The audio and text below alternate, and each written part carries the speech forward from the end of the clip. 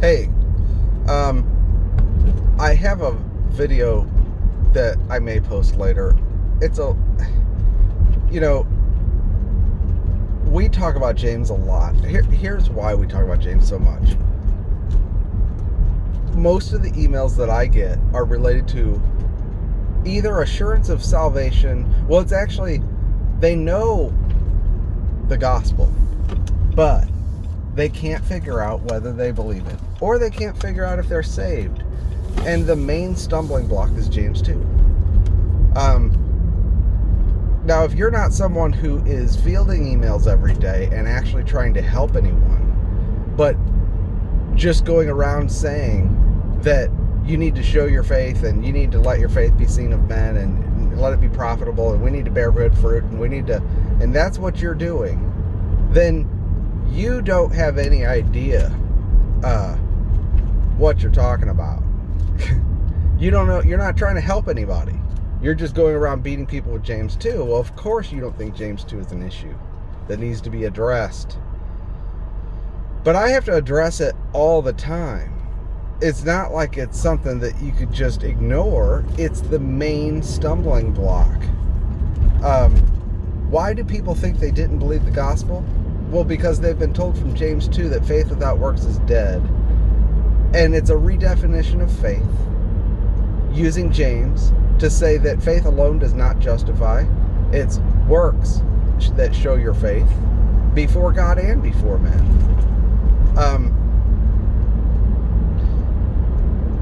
Now, every single one of the people who pretends to use James 2 in a grace way, I'm talking about teachers, will backpedal when they're defending their doctrine and try to make it sound as innocuous as possible and say, no, he's saying the same thing Paul is. Even John MacArthur. Yes, grace through faith alone. I was in the Calvinist church for so long, for like 3 years, trying to figure out what they really believed, because anytime you back them into a corner, they would defend Paul. But from the pulpit, they preached James. And I was like, well, what is the deal here? When I say, why are you preaching the way you are? They say, no, it's grace alone through faith alone. It's the gospel. That's, we are reformed. I didn't know what reformed meant. I thought that meant Luther. They wouldn't even admit to being Calvinist. I had to find out eventually that they were Calvinists, because they know how repugnant that is. So they hide it. But what they have is a redefinition of faith that says faith is a work. And you can't know if you have faith unless you have the fruit. Well, that destroys people's confidence. Now, the more innocuous one is that's less harmful, and I've always said is safest in a community, is, well, he's just talking about letting your faith be profitable before men. Don't just sit there, do something. Okay, that doesn't help the people I'm trying to help, because when you've committed the big sins and your life is a wreck, and you are in a season of fruitlessness and groping, and you're just trying to establish whether you're actually saved, he's just talking about letting your faith be profitable before men. Don't just sit there, do something. Doesn't do you a bit of good when you actually read the word of James 2. And inevitably they read it because they're told that James is the book on the practical Christian life, which it's not. So they go read James 2 and they don't read. He's just talking, I'm just saying, let your faith be profitable before men. No, because that's not what James says. James literally says, faith alone does not justify. Even the demons believe and tremble. Abraham was justified by works. Faith being alone is dead. Faith alone does not save. Can that faith save him? That language is problematic no matter what you mean. And any educated theologian who understands what justification is would never say it. Okay? The people who are bending over backwards to accommodate James are what they're doing is they're changing his words to make it as much as possible sound like he's saying what Paul said, by literally denying that James actually said the things he said or meant any of it. Okay, they can't take him at his plain words. They have to interpret, allegorize, and really do a lot of work to, and I'm not saying they're not trying to help, but it doesn't do you a bit of good when your life's a wreck. And see, it's the people whose life is a wreck that actually end up gaining Christ. Because the ones who say, the ones who are supporting what James is saying are like, if you were just doing what James said, you'd never be in this position in the first place. And that's why your doctrine's all messed up. Of course James is saying the same thing Paul is. Of course he's clear on justification. You're the one with the problem. If your life didn't have so much sin in it, you'd probably see more clearly. And yes, that is the kind of answers I get. Because when you start saying, look, that doesn't help someone who's devastated, their life is a wreck, they've committed the big sins, and they don't even have an opportunity to do good works because they've been kicked out of the church. The brother in Corinth who had an affair with his father's wife, you think James 2 would help him? Even the demons believe. Oh boy, even the demons believe and tremble. I thought I believed. Now, I'm not saying we don't practice. See, you could practice church discipline, even separation from people who will not repudiate sinful lifestyles, but wear them as a badge. Now, it's one thing to struggle with a weakness and go, I don't know what to do, I have no idea how to overcome this. Well, then you who are spiritual are to go to that one, watching yourself lest you also be tempted, and bear their burden and show them. That's how you fulfill the law of Christ and walk in love. Bear their burden. But the church is to separate from someone who says, I don't care what you think, I can do whatever I want. I'm this and that, and that's how you're going to deal with me, and you're going to accommodate it because I'm a Christian. No, I don't have to fellowship with you. But you know what? I don't have to compromise the doctrine of justification to separate from you. Nor do I have to compromise the doctrine of justification in order to admonish good works, because Paul didn't. Paul never said anything like what James said.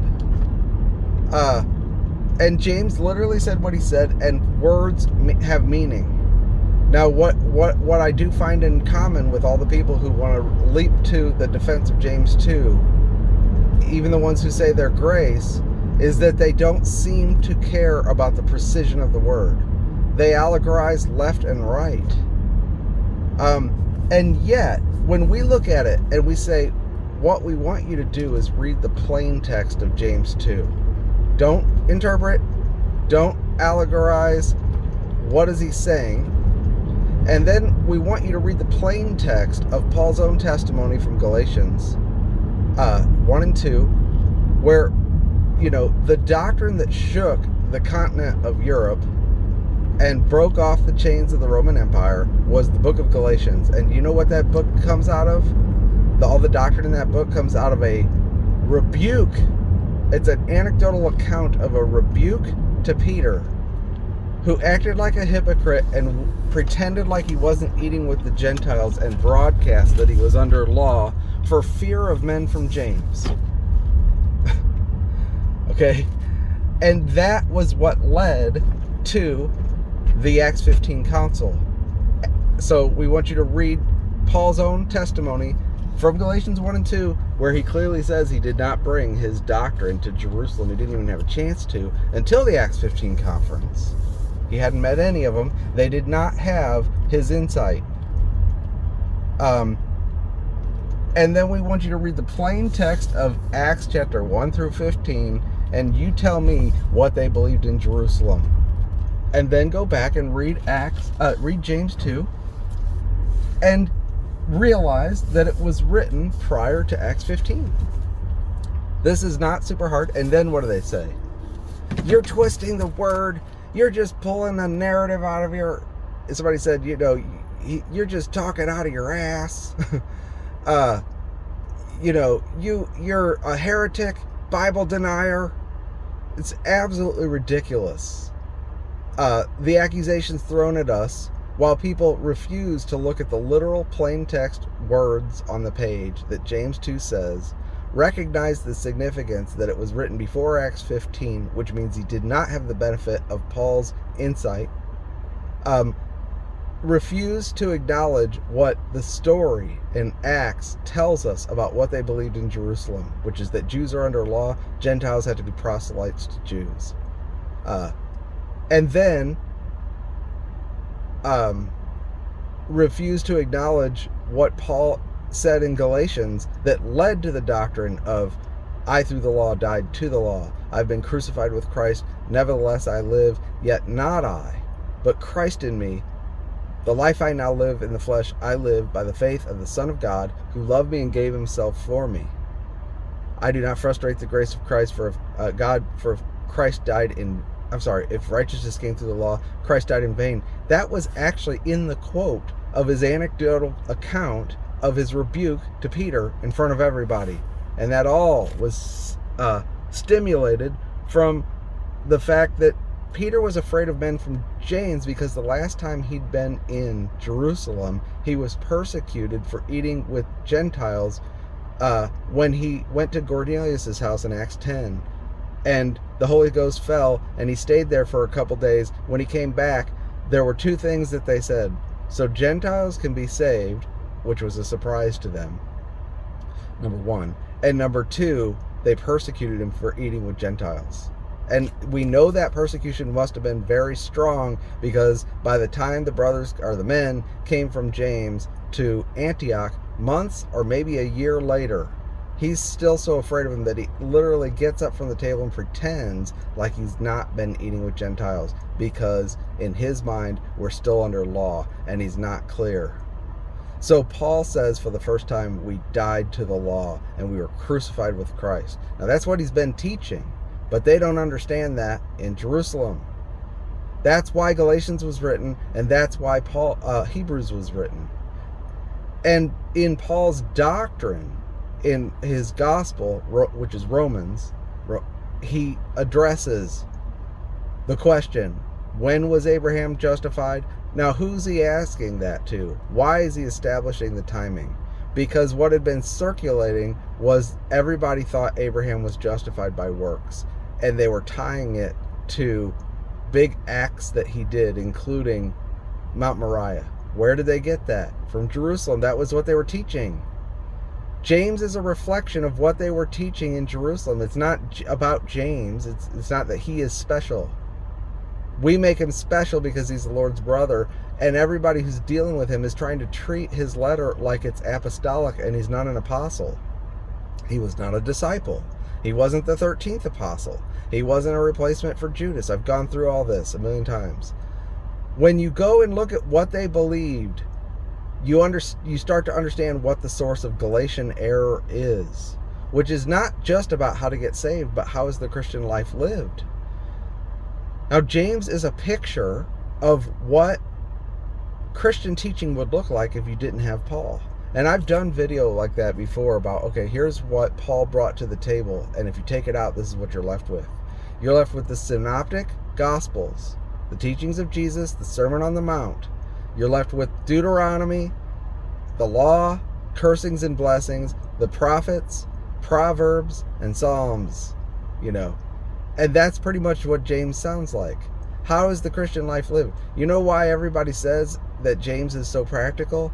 Because they don't understand the mystery of Christ, beginning with our death with Christ. And since he doesn't mention it, they feel like they can understand what he's saying, whereas they have no idea what Paul's saying. And the basic thing is not intellectual. Paul says these weighty things that are hard to understand. Yeah, they're weighty, but the reason they're hard to understand is not because of an intellectual problem. It's because of unbelief. People do not believe what Paul said. That's really what it comes down to. They don't, and also in this is not a matter of intellectual prowess. People are like, oh, David, he's just speaks over my head. No, it's unbelief and unwillingness to go look at the scriptures yourself. You're wanting men to give you zingers that you can use in arguments. So you come to my wall hoping that I'm going to give you an answer on James that's going to be 2 minutes so that you can put it in 2 sentences that you can win an argument on a wall. That's not what we're doing. And yeah, there's some frustration in my voice because not only do I field this question all the time, even when I'm not teaching James, it's the number one thing, but it's the background of Galatians. We've gone through Galatians twice. It's the background of the problems that led to the book of Hebrews. We're going through Hebrews now. And it all comes from not seeing our death with Christ. What did they not know in Jerusalem? They knew Christ died for their sins. They had the saving gospel. But it was Christ died for our sins, and if you believe on him, he's coming back with the kingdom. And they had the parables of Jesus, which, his teachings on rewards, which don't have any reference to the Bema seat, which was a mystery for the church. There's no mystery of the body of Christ, but mainly beginning with, they don't know that we died with Christ. They don't know that his death was our death. That is a Pauline mystery that begins the practical Christian life. I, through the law, died to the law. I've been crucified with Christ. That is not just a metaphor. We really were crucified with him. We were buried with his baptism into his death. And the significance of that is that God is done with the flesh, and it cannot be justified. It is condemned. And no, it can't be justified before God, and it certainly can't be justified before men. The only way it can be justified before men is if men disagreed with God's judgment. If you want to be justified before men, then that means you have to find a man who doesn't agree with God. And God has judged that the flesh is not justified, it's condemned. And how do we know that? Because he crucified it. The cross is not for victors, and it is not a prize for doing something well. It is a punishment and a judgment for failure, and we were crucified. The flesh can do nothing good. There's nothing good that dwells in it, and Paul totally rebukes the flesh and totally repudiates it, repudiates men's righteousness, and repudiates the idea of being justified before men or glorying in men. The argument, people don't know where these arguments come from. Eva's doing a really good job of digging this up. She's going to be doing some videos soon, I think. But what we're finding is that the arguments that were used to establish this idea of justification before men come from a twisting of Romans 4, where Paul says, if Abraham, what should we say? That Abraham is found according to the flesh. For if Abraham was justified by works, he'd have something to boast, but not before God, or glory, but not before God. What these word twisters have done is say that what Paul is doing is asking a rhetorical question. If Abraham, what did Abraham find according to the flesh? And who could he glory in front of? Well, not before God, but Abraham can glory before men. No, Paul's argument is that no flesh can glory. He just said in the last chapter that all have gone astray. Everyone has the way of peace they've not done. There's none who does righteous. No, not one. They're condemned to the uttermost. And he's building to Romans 6, where he's going to say we were baptized into the death of Christ, and we died to the law, and we were done. He's done with us. We were transferred out of Adam. Adam died. He's judged. Okay, so you don't want men glorying in any of your works. And no, Abraham has no works to glory in front of men. And that's not what Paul's asking in Romans 4. And Paul is talking about what is justification. Justification is what qualifies Abraham to be an heir, to have the world to come. Even the reward is not a debt, reckoned as a debt, otherwise it would be works, but it's of grace. Justification is for him who works not, but believes on him who justifies the ungodly. He's an ungodly sinner, and justification is not your righteousness being put on display in front of anybody. Justification is Christ as the manifestation of God's righteousness, apart from the law, though witnessed by the law and the prophets. Upon those who believe, he's their righteousness, and that righteousness is God's righteousness, in that he is the one who's justified. God is just and the justifier of those who believe in Jesus. He's the one being vindicated, not you. Okay, so Abraham's justification is not a display of his righteousness before God or men. That's not what justification is in Paul's doctrine.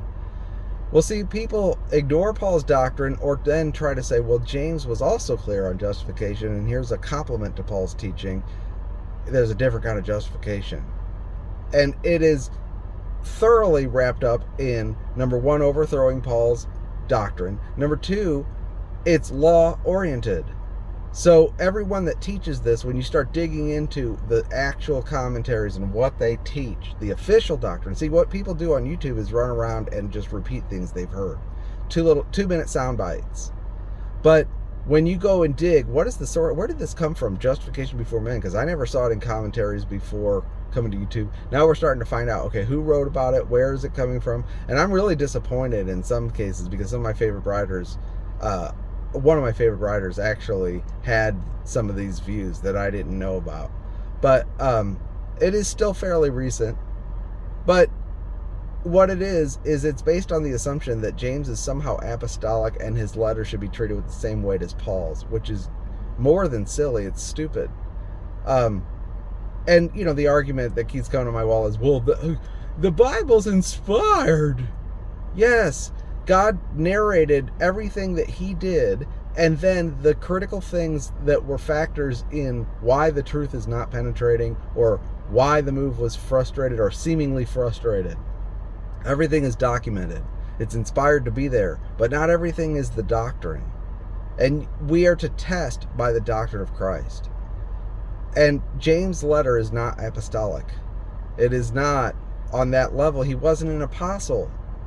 He didn't function as an apostle. But anyway, and that's not to say he's not a brother or that he's some kind of bad actor. If Peter wrote the same letter, he would have written the same thing at that time. That's what they believed in Jerusalem. But they didn't see that they died with Christ. They didn't know the mystery of Christ. Christ in you, the hope of glory, as the basis of the Christian life. What are they left with? Whatever they had in their hands. The accounts of what Jesus had said that was in the memory of the disciples, which would have been Sermon on the Mount in Matthew 24 and 25, and then Psalms and Proverbs and the Old Testament, which in their view is law. It's handled like law. Well, the commentaries that really bent over backwards to accommodate James in this way and still try to maintain some pretense of being grace basically teach that Paul teaches that you're justified to go to heaven as a free gift, but with James you're still under law and there's blessings and cursings, and that has to do with rewards and how the Christian life is lived. And that's Galatian error. That's exactly what Galatian error is. Having begun in the spirit, you're not going to be perfected in the flesh. And no wonder all the churches are thoroughly Galatianized, because James is their apostle. Paul is not the apostle to the churches in the West. In their view, James is the apostle, and then you go back and you read James into Paul. Sorry, but if you come to my wall and you ignore everything that I've said about Acts and Galatians and tell me again that James is just speaking about letting your faith be shown before men and let it be profitable, and don't just sit there and do something, as if I've never heard that before, I'm just going to block you. I've been blocking people and deleting people more rapidly now because I'm tired of repeating the same thing again and again and again to people who have not listened to what I said and will not look, and then want to twist and say we're the heretics when they're denying most of the word in order to accommodate a couple verses in one letter and pit it against the whole Bible and undo the teaching of justification by faith. They say, no, I'm not. Look, the Catholics didn't say they didn't believe in justification by faith. The Calvinists don't say they don't believe in justification by faith. They do everything they can to say, no, that is what we believe. What are you talking about? But faith works by love. Do you love? How do you know you really believed? So that you find out that they're using the same language, but they've got different definitions. And that the only way you know you have the right definitions is whether or not you're Pauline. Meaning, do you understand that Paul is authoritative? He wrote most of the New Testament for a reason.